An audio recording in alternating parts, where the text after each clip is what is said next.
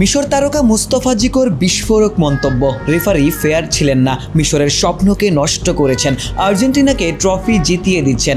পবিত্র কোরআন থেকে আয়াত পাঠ করে এই ফুটবলার কান্নায় ভেঙে পড়েছেন। বিশ্বকাপের শেষ 16তে আর্জেন্টিনার বিপক্ষে 3-2 গোলের পরাজয়ে জিকোদের স্বপ্নেরও মৃত্যু হয়েছে। ম্যাচ জুড়ে লড়াই, 2বার গোল করেও বিতর্কিত ভার সিদ্ধান্তে জিকোদের বিদায় নিতে হয়েছে। ম্যাচ শেষে কান্নাজড়িত কণ্ঠে মুস্তাফা জিকো তীব্র ক্ষোভ প্রকাশ করেন। তিনি বলেন, রেফারি ফেয়ার ছিল না। তার দাবি, ম্যাচের শুরু থেকেই রেফারির সিদ্ধান্তগুলো মিশরের বিপক্ষে ছিল।